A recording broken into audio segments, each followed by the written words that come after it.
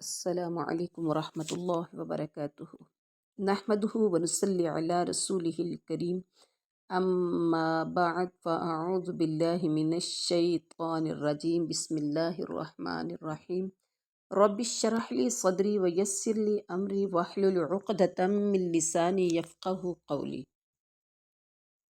اللہم اشرح صدورنا للاسلام وزین اخلاقنا بالقرآن ونور قلوبنا بالقرآن آمین اللهم صل على محمد وعلى آل محمد كما صليت على إبراهيم وعلى آل إبراهيم إنك حميد مجيد اللهم بارك على محمد وعلى آل محمد كما باركت على إبراهيم وعلى آل إبراهيم إنك حميد مجيد۔ الحمدللہ، آج ہمارا جو لیسن ہے یہ سٹارٹ ہو رہا ہے آیت نمبر 121 سے، یعنی یہ سٹارٹ ہو رہی آیت 121 121 وَإِذْ غَدَوْتَ مِنْ أَهْلِكَ سے۔ تو آج انشاءاللہ اللہ کے فضل و کرم سے ہم پورا رکوع کمپلیٹ کریں گے، جیسا کہ پہلے بھی ہم ایک رکوع کا سلسلہ ہم نے سٹارٹ کیا ہے۔ تو سب سے پہلا پورشن ہمارا تجوید کا ہے، اور اس کے بعد پھر لفظی ترجمہ، پھر باب محاورہ ترجمہ، اور اس کے بعد قرآن و سنت یعنی صحیح احادیث کی روشنی میں مختصر مگر جامع تفسیر۔ وا لپس، جب بھی آپ نے وا ادا کرنا ہے تو وا لپس کو گول کرنا ہے، وا اذ، اور جب اذ نرم حروف میں سے ہے، اور جب اذ غدوت، غین کو موٹا کریں گے، اور یہ حروف حلقی میں سے بھی غدوت، غدوت، اور جب غدوت آپ صبح کو نکلے من سے، یہاں من جو ہے، یہاں دیکھیں اس کے آگے حمزہ آ گیا ہے، جب نون ساکن کے بعد حروف حلقی 6 میں سے حمزہ ہا عین حا غین خا، 6 حروف میں سے کوئی بھی نون ساکن کے بعد آئے گا تو وہاں پر اظہار ہوگا۔ کیا ہوگا؟ اظہار، یہ اظہار ہے، الف صاد ہے، الف ہار، اظہار۔ اچھا، اہلی کا اظہار کا مطلب ہوتا ہے ظاہر کرنا، من کی نون کو ہم ظاہر کر رہے ہیں، ٹھیک ہے۔ اہلی کا، اہل ہم عام الفاظ میں استعمال کرتے ہیں، اہل، اہلیہ، اہل و عیال، ٹھیک ہے۔ اہلی کا اپنے گھر والوں سے، تبوئو، تبوئو، اب او کو ہم آگے لام کے ساتھ ملا دیں گے کیونکہ لام ساکن ہے، تبوئ المو، جھٹکا یہاں لگائیں گے، مؤمنین، تبوئو آپ متعین فرما رہے تھے، مؤمنین، مومنین کو، مقاعد مورچوں پر، مقاعد مقعد کی جمع ہے، اور جس کا مطلب ہے بیٹھنے کی جگہ۔ اب مورچوں میں بیٹھا جائے گا، رکا جائے گا، اسٹے کیا جائے گا، کھڑا ہوا جائے گا، یعنی کہ باقاعدہ ایک محافظ بن کر۔ تو مقاعد مورچوں پر، للقتال، قتال قتل میں سے ہے جس کا مطلب لڑائی، قتال لڑائی کے لیے، واللہ، واللہ لام لفظ اللہ کا لام موٹا ہوگا، واللہ، اور اللہ، سمیع علیم خوب سننے والا، علیم جاننے والا۔ سمیع ہم عام استعمال میں کرتے ہیں، سمیع، سمع، سماعت، ٹھیک ہے۔ سب کا مطلب کیا ہوتا ہے؟ سننا، مطلب سمیع سننے والا، اور سمع بصر، سمع سماعت، علیم جاننے والا، علیم علم میں سے ہے، جاننے والا، علم رکھنے والا۔ اب با محاورہ ترجمہ ہم اس کا کریں گے، اللہ وَإِذْ غَدَوْتَ، اور جب آپ صبح کو نکلے اپنے گھر والوں سے، یہ جب آپ نکلے، ٹھیک ہے، وَإِذْ غَدَوْتَ مِنْ أَهْلِكَ، غور کریں گے تو یہاں کسی کو کہا جا رہا ہے، اللہ اپنے نبی سے کہہ رہے ہیں کہ اے نبی اس وقت کو یاد کرو جب آپ صبح ہی صبح اپنے گھر سے نکل کر مسلمانوں کو میدان جنگ میں لڑائی کے مورچوں پر باقاعدہ بٹھا رہے تھے۔ اللہ تعالیٰ سننے والا، جاننے والا ہے۔ یہاں پر ایک اہم واقعے کی طرف اشارہ ہے۔ جمہور مفسرین کے نزدیک اس سے مراد جنگ احد کا واقعہ ہے۔ یہ نا جب آپ صبح ہی صبح مسلمانوں کو مورچوں پر بٹھا رہے تھے لڑائی کے لیے، تو وہ لڑائی کون سی تھی؟ للقتال، وہ لڑائی کون سی تھی؟ ٹھیک ہے، جمہور مفسرین کہتے ہیں کہ اس سے مراد جنگ احد ہے۔ اور جنگ احد مین پوائنٹ آپ نے ذہن میں رکھیں، جنگ احد کب لڑی گئی تھی؟ یہ 6 شوال، رمضان المبارک کے فوراً بعد 6 شوال 3 ہجری میں یہ واقعہ پیش آیا تھا۔ اب اس کا پس منظر مختصراً جو آپ کو بتایا جائے گا وہ یہ ہے کہ جب جنگ بدر 2 ہجری میں ہوئی تھی، یعنی 1 سال پہلے جنگ بدر ہوئی تھی، ٹھیک ہے، اور 2 ہجری میں تو کفار کو عبرت ناک شکست ہوئی تھی، ان کے 70 آدمی مارے گئے تھے۔ مین پوائنٹ آپ نے ذہن میں رکھنا ہے، 2 ہجری میں جنگ بدر ہوئی، جنگ احد سے پہلے عبرت ناک شکست ہوئی، ان کے 70 آدمی مارے گئے، 70 قید ہوئے۔ ان کفار کے لیے یہ بڑی بدنامی کا باعث اور ڈوب کے مرنے کا مقام تھا کہ اتنا سب کچھ ہونے کے باوجود ہمارے 70 مر گئے، 70 قیدی، اور پھر عبرت ناک مٹھی بھر مسلمانوں کے ہاتھوں میں شکست۔ اللہ اکبر۔ وَتُعِزُّ مَن تَشَاءُ وَتُذِلُّ مَن تَشَاءُ۔ اچھا، اب انہیں بڑی شرمندگی تھی، انہوں نے مسلمانوں کے خلاف ایک زبردست انتقامی جنگ کی تیاری کی، جس میں عورتیں بھی شریک ہوئی۔ جنگ احد میں الحمدللہ جنگ احد میں عورتیں بھی شریک ہوئی۔ ادھر مسلمانوں کو جب اس کا علم ہوا کہ کافر 3,000 کی تعداد میں، 3,000 کی، جنگ احد جب لڑی گئی تھی تو کافروں کی تعداد جو تھی وہ 1,000 تھی، اور یہاں احد کے لیے 3,000 کی تعداد میں احد پہاڑ کے قریب خیمہ زن ہو گئے، کنہیں پتہ چلا مسلمانوں کو۔ تو نبی کریم صلی اللہ علیہ وسلم نے صحابہ کرام سے مشورہ کیا کہ وہ مدینہ میں رہ کر مسلمان لڑیں یا مدینہ سے باہر نکل کر کافروں کا مقابلہ کیا جائے۔ تو بعض صحابہ کرام نے مشورہ دیا کہ اندر ہی رہ کر لڑا جائے، اور بعض نے کہا کہ نہیں باہر، اور جو اس میں سب پہ ٹاپ آف دی لسٹ تھا، جس کا ارادہ تھا کہ باہر جا کے مدینہ کے اندر، وہ رئیس المنافقین عبداللہ بن ابی تھا، اس کی رائے یہی تھی کہ مدینہ کے اندر۔ اب یہاں بھی آپ کو یہ بھی بتا دیا جائے کہ عبداللہ بن ابی منافق کی رائے کیا تھی۔ اس کا خیال تھا کہ مدینہ کے اندر رہ کر لڑا جائے گا تو میں کھل کر سامنے نہیں آؤں گا، اس لیے مسلمانوں کا دفاع بھی نہیں کریں گے اور مسلمانوں کو کسی طرح سے شکست دلائی جائے اور کسی کو پتہ بھی نہیں چلے گا، ٹھیک ہے۔ لیکن اس کے برعکس بعض پرجوش صحابہ کرام نے، جنہیں جنگ بدر میں حصہ لینے کی سعادت حاصل نہیں ہوئی تھی، مدینہ سے باہر جا کر لڑنے کی حمایت کی، اور آپ صلی اللہ علیہ وسلم اندر حجرے میں تشریف لے گئے، اور جب ہتھیار پہن کر واپس آئے تو دوسری رائے والوں کو بڑی شرمندگی ہوئی کہ شاید کون سی دوسری رائے والے جنہوں نے کہا تھا کہ باہر جا کے لڑا جائے، انہیں شرمندگی ہوئی کہ شاید ہم نے رسول اللہ کو آپ کی خواہش کے برعکس باہر نکلنے پر مجبور کر کے ٹھیک نہیں کیا، کیونکہ تھوڑی بہت خواہش آپ صلی اللہ علیہ وسلم کی بھی تھی کہ مدینہ میں رہ کر ہی لڑا جائے، لیکن ٹاپ آف دی لسٹ جو تھا رئیس المنافقین تھا، اس کا وہ بار بار فورس کر رہا تھا کہ اندر ہی رہ کے لڑا جائے، نہیں جی اندر ہی لڑنا چاہیے۔ بہرحال آپ کی خواہش کے برعکس، یعنی ہاں رسول اللہ کو آپ کی خواہش کے برعکس باہر نکلے پر مجبور کر کے ٹھیک نہیں کیا، وہ ندامت یا شرمندگی محسوس کر رہے تھے دوسری رائے والے۔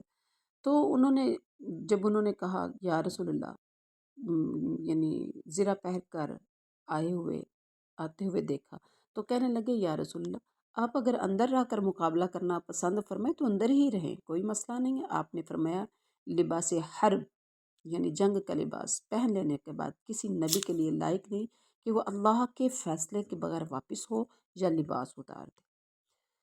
اب ہوا کیا، مسلمان 1,000 کی تعداد میں روانہ ہو گئے، مگر صبح مقام شوط پر پہنچ گئے تو عبداللہ بن ابی اپنے 300 ساتھ بغیر کسی وجہ کے جب وہاں پہنچے اور دور سے کافروں کی تعداد کو دیکھا، تو اپنے 300 ساتھیوں سمیت یہ کہہ کر واپس آ گیا کہ اس کی رائے نہیں مانے گی، لہٰذا وہ نہیں لڑے گا، خواہ مخواہ جان دینے کا کیا فائدہ، جب اس کی بات ہی نہیں مانی گئی۔ اچھا یہاں پر ایک بات ہے، اگر وہ چاہتا عبداللہ بن ابی تو مکہ سے ہی واپس نہ آتا، سوری مدینہ سے ہی واپس نہ آتا، کیونکہ مسلمان مدینہ سے آئے تھے اور کفار مکہ سے آئے تھے۔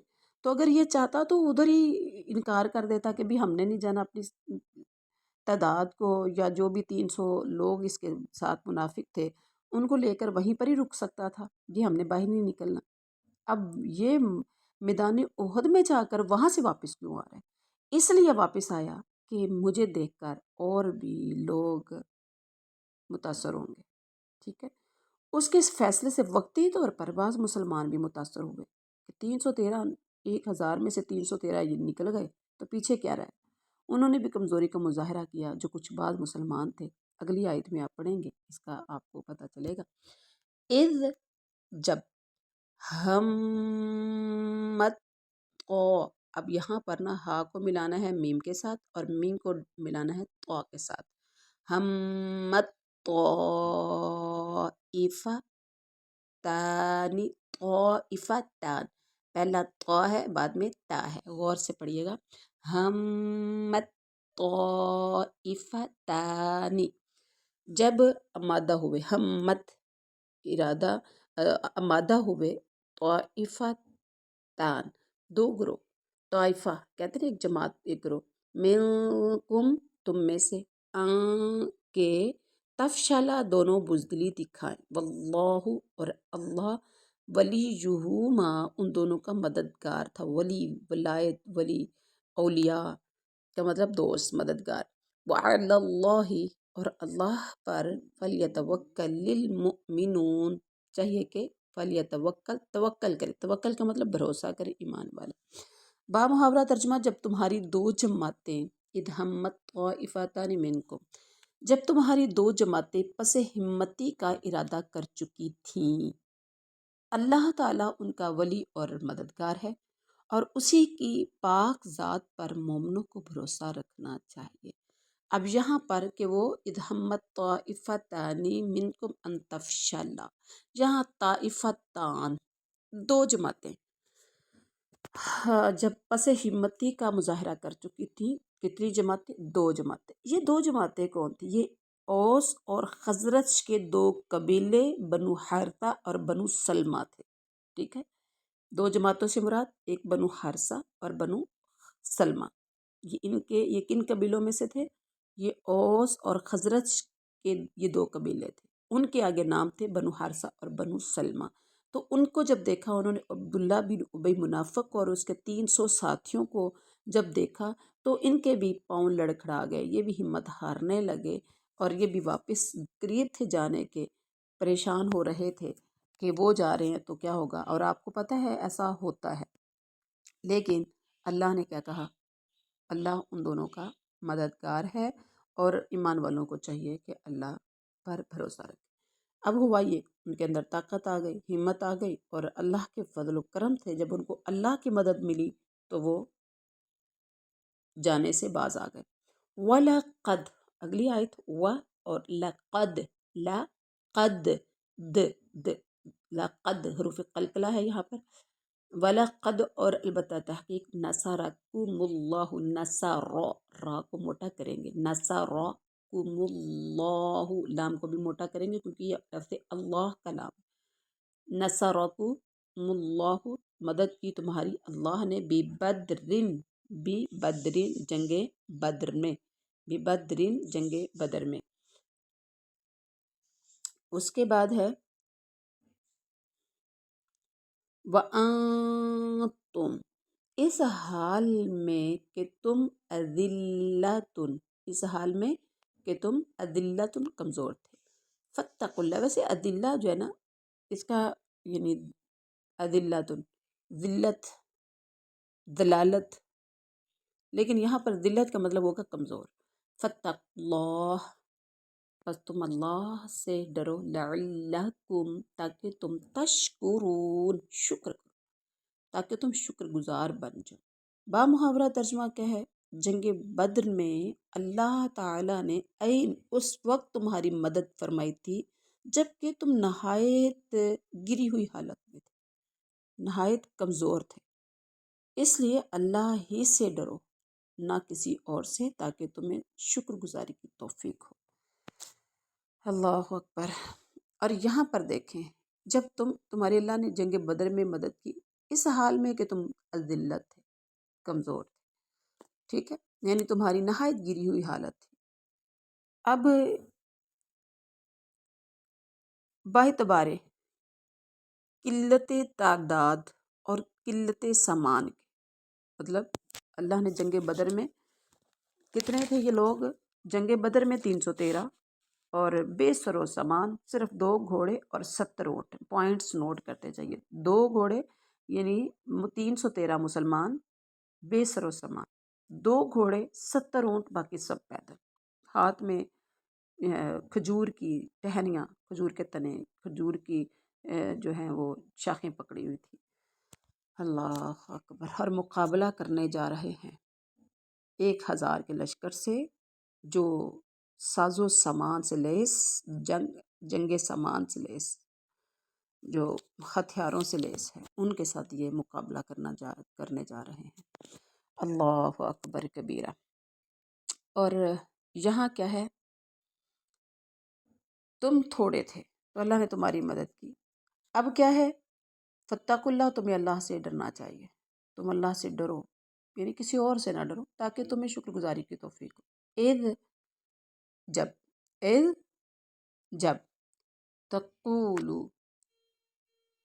تقولو للمومنین، جب تقولو آپ فرما رہے تھے، آپ کہہ رہے تھے، یہ آپ کہہ رہے تھے، یہ آپ صلی اللہ علیہ وسلم کی طرف اشارہ ہے۔ جب تقولو آپ کہہ رہے تھے، للمومنین، ایمان والوں سے، الن یکفیکم، کیا، لن ہرگز نہیں، کیا نہیں ہے، یکفیکم، کفش، کاف یہ کفایت میں سے کافی ہے نا، کاف یہ مطلب بہت سے الفاظ ایسے ہیں جو ہم اپنی اردو زبان میں بھی استعمال کرتے ہیں، غور کریے گا۔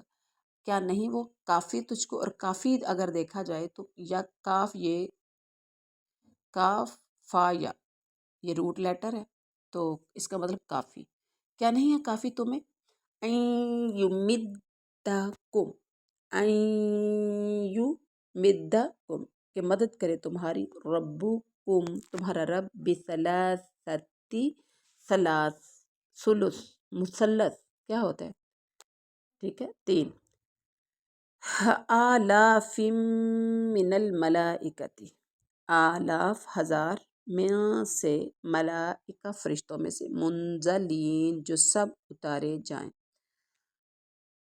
جب آپ کہہ رہے تھے مومنوں سے، کیا تمہیں بامحاورہ ترجمہ کر رہے ہیں، جب آپ کہہ رہے تھے مومنوں سے کہ کیا آسمان سے 3000 فرشتے اتار کر اللہ کا تمہاری مدد کرنا تمہیں کافی نہیں ہوگا؟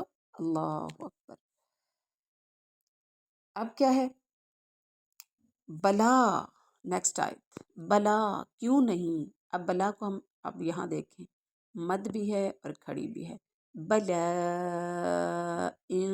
اچھا بلا کے بعد چھوٹی سی یہ لام ہے، غور کر رہے ہیں، لا کا مطلب یہاں سٹے نہیں کرنا، رکنا نہیں ہے، وقف نہیں کرنا، بلکہ آپ نے بلا ان تصبروا، ان پہ اظہار کریں گے، جو پہلے بھی میں نے بھی اظہار کا قاعدہ بتایا، تصبروا، تم صبر کرو، تصبروا، تا کو پیچھے کرنے تو آگے دیکھیں، سواد بے راب صبر، سواد بے را صبر، اچھا تصبروا، تم صبر کرو، وتتقوا، وتتقوا، اور تم سب ڈرتے رہو گے، ویأتوکم، اور وہ سب کافر چڑھ آئیں تم پر، ویأتو، آتی، یا آتی کا مطلب ہوتا ہے آنا، تو اور وہ سب چڑھ آئیں یعنی آئیں تمہارے پاس۔ اب عربی پڑھیں گے، وَيَأْتُوكُم مِّن فَوْرِهِمْ هَٰذَا يُمْدِدْكُمْ رَبُّكُمْ، وَيَأْتُوكُم مِّن، اور وہ آئیں تم پر، من سے، فوراً، فور کا مطلب ہوتا ہے جوش سے، هَٰذَا یہ، يُمْدِدْكُم، تو تمہاری مدد کرے گا، ربکم، تمہارا رب، بخمستی آلاف، بخمسہ، خمسہ کا مطلب ہوتا ہے 5، جیسے یوم الخمیس، جمعرات، کا دن، ٹھیک ہے.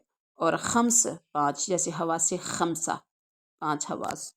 آلاف ہزار، آلاف ہزار، بخمستی آلاف 5,000 کے ذریعے، من الملائکتی فرشتوں میں سے، مصومین خاص نشان رکھنے والے. اب بامحاورہ ترجمہ، بلا ان تصبروا، کیوں نہیں بلکہ اگر تم صبر اور پرہیزگاری کرو اور یہ لوگ اسی دم تمہارے پاس آ جائیں تو تمہارا رب تمہاری امداد 5,000 فرشتوں سے کرے گا. تو تمہارا رب 5,000 فرشتوں سے تمہاری مدد کرے گا جو مصومین نشاندار ہوں گے. ٹھیک ہے، 5,000 فرشتے جو نشاندار ہوں گے. اب بامحاورہ ترجمہ دیکھیے، بامحاورہ ترجمہ ہو گیا. اب یہاں پر دیکھیں 5,000 سے اللہ تمہاری مدد کرے گا، یہ وعدہ ہو رہا ہے. اگر شرط یہ ہے کہ تم صبر کرو اور وتتقوا، اور تم پرہیزگاری کرو. اب جب مسلمان بدر کی جانب محض قافلہ قریش پر جو تقریباً نہتا تھا چھاپا مارنے نکلے تھے، مگر بدر پہنچتے پہنچتے پتہ چلا تھا کہ مکہ سے مشرکین کا ایک لشکر پورے غز و غضب اور جوش و خروش کے ساتھ آ رہا ہے. یہ سن کر مسلمانوں کے صف میں گھبراہٹ اور جوش قتال کا ملا جلا رد عمل ہوا، اور انہوں نے اللہ تعالیٰ سے دعا فرما دی.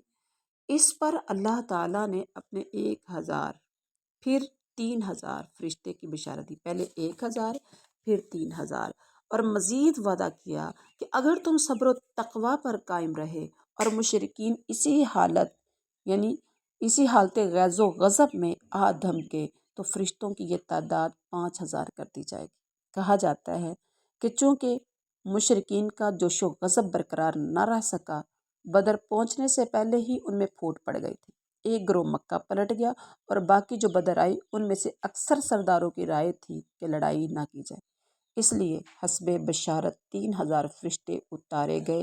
5,000 فرشتوں کی تعداد پوری کرنے کی ضرورت پیش ہی نہیں آ سکی، اور بعض مفسرین کہتے ہیں کہ یہ تعداد پوری کی گئی، واللہ اعلم. ٹھیک ہے، اب ہمیں اس میں کوئی اتنی بحث کرنے کی ضرورت نہیں ہے کہ تعداد پوری ہوئی تھی یا نہیں ہوئی تھی، واللہ اعلم. اور فرمایا کہ وہ مصومین بھی ہوں گے. 5,000 فرشتے جو نازل اللہ کرے گا وہ کون ہوں گے؟ مصومین. مصومین کا مطلب نشان زدہ، مطلب پہچان کے لیے ان کی مخصوص علامت ہوگی. جی اس کے بعد دیکھیے وما، و اور، ما نہیں، جعل اللہ، جعل بنایا، اللہ اس کو، اللہ نے، اللہ مگر بشرا خوشخبری، بشرا خوشخبری کا ذریعہ، لکم تمہارے لیے، و اور، لی تاکہ، تطمع تت تا طا، میری پہلا تا ہے بعد میں طا ہے، تطمئن تاکہ مطمئن ہو جائیں، تاکہ مطمئن ہو جائیں، قلوبکم تمہارے دل، قلوبکم تمہارے دل بھی اس سے، و اور، من نصر نہیں ہے مدد، الا مگر، بے من عند اللہ اللہ کی طرف سے، من عند اللہ العزیز الحکیم جو غالب ہے حکمت والا ہے. اب بامحاورہ ترجمہ دیکھیے، یہ تو محض تمہارے دل کی خوشی اور اطمینان قلب کے لیے ہے، ورنہ اللہ تو ورنہ مدد تو اللہ ہی کی طرف سے ہے جو غالب اور حکمتوں والا ہے. پیچھے جو بات کہی جا رہی ہے نا کہ 5,000 فرشتوں کی سے خوشخبری، پیچھے تھا پہلے 1,000 کی، پھر 3,000 کی، اور پھر کہا کہ اگر تم صبر اور تقوی اختیار کرو گے تو 5,000 کی مدد نازل ہوگی. ٹھیک ہے، تو اللہ تعالیٰ کہتے ہیں کہ یہ تو تمہارے دل کی خوشی اور اطمینان قلب کے لیے ہے، ورنہ صحیح مدد تو اللہ ہی کی طرف سے ہے. اللہ اکبر. اور نیکسٹ آیت میں دیکھیے، لیقطع تاکہ وہ کاٹ ڈالے، طرفم طرفا من الذین، طرفا ایک گروہ کو، من سے، الذین ان لوگوں کو، کفروا جنہوں نے کفر کیا، او یا یکبتہم، یا وہ یکبتہم ذلیل کر دے، مغلوب کر دے انہیں، فینقلبوا پھر وہ سب لوٹے، خائبین نامراد ہو کر۔ با محاورہ ترجمہ، یعنی پیچھے نا کہ مدد الہی کا مقصد کیا تھا، ایک تو خوشی پچھلی آیت میں جو تھا دل کی خوشی اور اطمینان قلب، اور یہاں تھا کہ اس امداد الہی کا مقصد یہ تھا کہ اللہ کافروں کی ایک جماعت کو کاٹ دے یا انہیں ذلیل کر ڈالے اور سارے کے سارے نامراد ہو کر واپس چلے جائیں۔ یہ اللہ غالب کی مدد کا نتیجہ ہے، یہاں بتایا جا رہا ہے۔ سورۃ انفال میں فرشتوں کی تعداد 1000، اور یہ سورہ آل عمران ہے، اس میں سب سے پہلے 3000 فرشتوں کی، پھر 5000 فرشتوں کی، اور سورۃ الانفال میں کہا جا رہا ہے کہ تمہیں 1000 فرشتوں سے تمہاری میں مدد کروں گا، ٹھیک ہے۔ اب یہ پتہ چلتا ہے کہ فرشتے واقعتاً تو 1000 ہی نازل ہوئے تھے، اور مسلمانوں کے حوصلے اور تسلی کے لیے 3000 کا، پھر 5000 کا مزید مشروط وعدہ کیا گیا، پھر حسب حالات مسلمانوں کی تسلی کے نقطہ نظر سے بھی ان کی ضرورت نہیں سمجھی گئی، اس لیے بعض مفسرین کے نزدیک یہ 3000 یا 5000 فرشتوں کا نزول نہیں ہوا، کیونکہ مقصد تو مسلمانوں میں حوصلہ پیدا کرنا تھا یا ان کے حوصلوں میں اضافہ کرنا تھا، ورنہ اصل مدد کا تو اللہ ہی تھا۔ اصل مددگار، حامی و ناصر اللہ کی ذات تھی، اور وہ اپنی مدد کے لیے فرشتوں کا یا کسی اور کا محتاج ہی نہیں ہے۔ اللہ جو چاہے جب چاہے جیسے چاہے کر سکتا ہے۔ اللہ اکبر۔ اور جنگ بدر میں مسلمانوں کو تاریخی کامیابی حاصل ہوئی، اور کفر کی طاقت کمزور ہوئی، اور کافروں کا گھمنڈ خاک میں مل گیا تھا۔ تو یہاں پر دیکھیے نیکسٹ آیت میں لیسا، لیسا نہیں ہے، لا کا آپ کے لیے، من سے، امر یعنی اس کو پڑھیں گے من الامری، اس معاملے میں، شیئن کچھ، او یا یتوبہ، وہ یتوبہ، تابہ یتوبو کا مطلب ہوتا ہے توبہ کرنا، یعنی وہ پھر آئے، لوٹ آئے، یعنی مہربانی کرے، علیہم ان پر، او یا یعذبہم یا عذاب دے انہیں، فإنہم پس بے شک وہ، ظالمون ظالم ہیں۔ با محاورہ ترجمہ، یہ کس کو کہا جا رہا ہے کہ لیسا لاکا، یہ ایسے لگ رہا ہے جیسے کسی کو مخاطب کیا جا رہا ہے، نہیں ہے آپ کے لیے کسی کام میں کوئی اختیار کچھ بھی۔ اب یہاں پر اللہ اپنے نبی سے کہہ رہے، لاکا کی ضمیر کا مرجع نبی صلی اللہ علیہ وسلم کی طرف جا رہا ہے۔ لیسا لاکا، اے نبی نہیں ہے آپ کا اس معاملے میں کچھ بھی اختیار، او یتوب علیہم او یعذبہم، کہ یا وہ مہربانی کرے ان پر یا وہ عذاب دے انہیں، یعنی جنگ میں اللہ مہربانی کر جائے یعنی یا عذاب دے دے انہیں، آپ کا اس میں کوئی اختیار نہیں ہے، بے شک وہ سب ظلم کرنے والے ہیں۔ اللہ اکبر۔ اب یہاں کیا آپ کے اختیار میں کچھ نہیں ہے، اللہ کیا کہہ رہے، لیس لک من الامر من شیء، آپ کے اختیار میں کچھ نہیں ہے، یعنی ان کافروں کو ہدایت دینا یا ان کے معاملے میں کسی بھی قسم کا فیصلہ کرنا سب اللہ کے اختیار میں ہے۔ احادیث میں آتا ہے کہ جنگ احد میں نبی کریم صلی اللہ علیہ وسلم کے دندان مبارک بھی شہید ہو گئے اور چہرہ مبارک بھی زخمی ہوا، تو آپ صلی اللہ علیہ وسلم نے فرمایا وہ قوم کس طرح فلاح یاب ہوگی جس نے اپنے نبی کو زخمی کر دیا۔ اللہ اکبر۔ گویا آپ نے ان کی ہدایت سے نا امیدی ظاہر فرمائی، اس پر یہ آیت نازل ہوئی۔ اسی طرح بعض روایات میں آتا ہے آپ صلی اللہ علیہ وسلم نے بعض کفار کے لیے قنوت نازلہ کا بھی اہتمام فرمایا، جس میں ان کے لیے بد دعا فرمائی، جس پر اللہ تعالیٰ نے یہ آیت نازل فرمائی، لیس لک من الامر شیء او یتوب علیہم او یعذبہم فإنہم ظالمون۔ انڈرسٹینڈ؟ اب آپ صلی اللہ علیہ وسلم نے پھر بد دعا کا سلسلہ بند کر دیا۔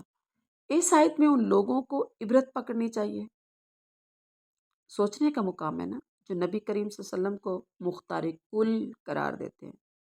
اللہ کہہ رہے ہیں کہ نبی کو کسی قسم کا اختیار ہی نہیں ہے، اور جو مختار کل سمجھتے ہیں آپ کو، اور آپ صلی اللہ علیہ وسلم کو تو اتنا بھی اختیار نہیں تھا کہ کسی کو راہ راست پر ہی لگا دیں۔ ہاں، کوشش کرتے رہے، ساری زندگی بلاتے رہے، کوشش کرتے رہے، اور لیکن ہدایت دینا نہ دینا اللہ کا کام۔ اللہ تعالیٰ کہتے ہیں کہ یہ لوگ ہی ظالم ہیں۔ وَلِلَّهِ، اور اللہ کا ہے، ما فی السماواتی، جو کچھ آسمانوں میں ہے، وما، اور جو فی الارض، زمین میں ہے۔ یغفر، وہ بخش دیتا ہے، لمن یشاء، جسے چاہتا ہے، وہ یعذب، اور عذاب دیتا ہے، من یشاء، جسے چاہتا ہے۔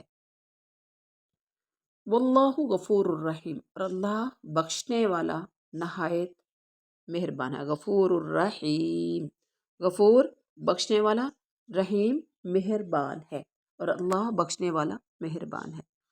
بامحاورہ ترجمہ دیکھتے ہیں۔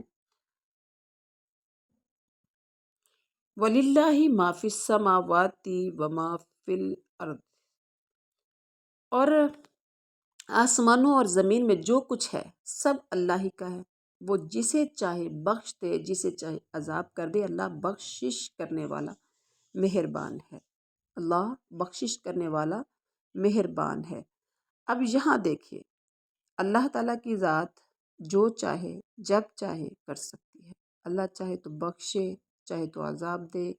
اللہ چاہے تو ہمیں ہماری غلطیوں پر، ہمیں ہماری کوتاہیوں پر، ہمیں ہماری نافرمانیوں پر فوری سزا دے، چاہے تو لیٹ سزا دے، چاہے تو معاف کر دے۔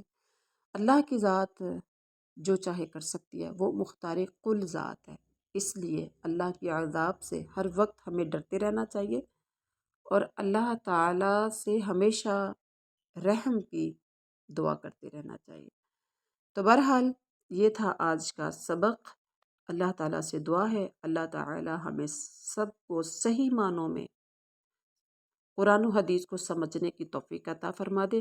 اچھا، ایک بات نوٹ کر لیں، اگر کوئی آپ میں سے یہ ترجمے کے ساتھ تو کافی حد تک تجوید ہو رہی ہے، کبھی کوئی قاعدہ، کبھی کوئی قاعدہ، لیکن پراپر جو تجوید کی کچھ اسباق ہیں جو یوٹیوب پر دیے گئے ہیں، آپ ان کو بھی ذرا دیکھ لیجئے گا ویڈیو میں جا کر، تو آپ اس کو، یا پلے لسٹ میں جا کے آپ اس کو چیک کر سکتے ہیں۔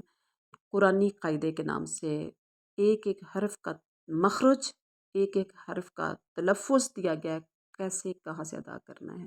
تو آپ فائدہ اٹھا سکتے ہیں، دوسروں کو بھی شیئر کر سکتے ہیں، ثواب لیں خود بھی، اور دوسروں کو اپنے لیے صدقہ جاریہ بنائیں۔